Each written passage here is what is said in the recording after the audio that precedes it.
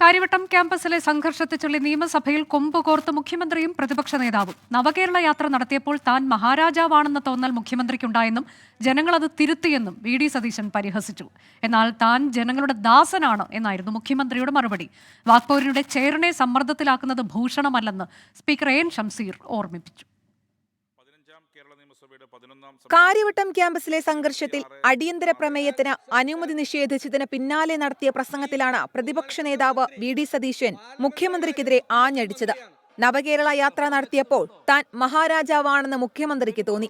അങ്ങനെയല്ലെന്ന് കേരളം ഓർമ്മപ്പെടുത്തിയെന്നും പ്രതിപക്ഷ നേതാവ്. അങ്ങ് നവകേരള സദസ്സിനെ കുറിച്ച് പറഞ്ഞു.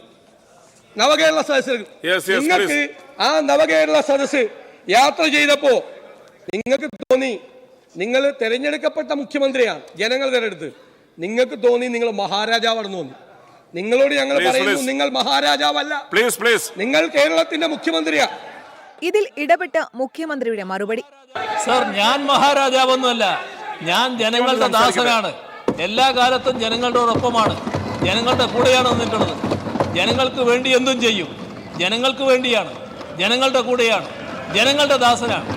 നവകേരള യാത്രയിൽ ഡിവൈഎഫ്ഐ നടത്തിയത് രക്ഷാപ്രവർത്തനമാണെന്ന നിലപാട് മുഖ്യമന്ത്രി ആവർത്തിച്ചു.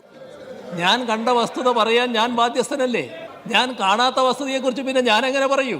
അതിനുശേഷം അവിടെ എന്ത് സംഭവിച്ചുവെന്ന് ഞാൻ കാണുന്നില്ലാലോ. ഞാൻ കണ്ട കാര്യം ഞാൻ പറഞ്ഞു. അത് അന്നും പറഞ്ഞു, പിന്നെയും പറഞ്ഞു, ഇന്നും പറയുന്നു, നാളെയും പറയും. ആ കാര്യത്തിൽ യാതൊരു സംശയവും വേണ്ട. ഭരണപ്രതിപക്ഷ അംഗങ്ങളുടെ ബഹളം നിയന്ത്രിക്കാൻ സ്പീക്കർ എൻ ഷംസീർ പാടുപെട്ടു. ചെയറിനെതിരെ ആക്ഷേപങ്ങൾ ചൊരിയുന്നത് ജനാധിപത്യ രീതിയല്ലെന്ന് എൻ ഷംസീർ. ചെയറിനെതിരെ നിങ്ങൾക്ക് ആക്ഷേപങ്ങൾ ഉണ്ടെങ്കിൽ ചേംബറിൽ വന്ന് പറയാം. അല്ലാതെ ചെയറിനെതിരെ ആക്ഷേപ സ്വരങ്ങൾ ചൊരിയുന്നത് ഒരു ജനാധിപത്യത്തിന്, ഒരു ഹെൽത്തി ഡെമോക്രസിക്ക് ചേർന്നല്ലെന്ന് പറയാൻ ആഗ്രഹിക്കുകയാണ്. സഭ പിരിഞ്ഞ ശേഷം മാധ്യമങ്ങളെ കണ്ടപ്പോഴും പ്രതിപക്ഷ നേതാവ് വി.ഡി. സതീശൻ സ്പീക്കറെ വിമർശിച്ചു. പ്രതിപക്ഷത്തെ മിണ്ടാൻ അനുവദിച്ചില്ലെങ്കിൽ മുഖ്യമന്ത്രിയുടെ പ്രസംഗവും തടസ്സപ്പെടുത്തുമെന്ന് വി.ഡി. സതീശൻ. ഇതിനെതിരെ പാർലമെന്ററി കാര്യമന്ത്രി എം.ബി. രാജേഷ് രംഗത്തെത്തി. പ്രതിപക്ഷ നേതാവ് ചെയറിനെ ഭീഷണിപ്പെടുത്തുകയാണെന്ന് മന്ത്രി കുറ്റപ്പെടുത്തി. 24 തിരുവനന്തപുരം.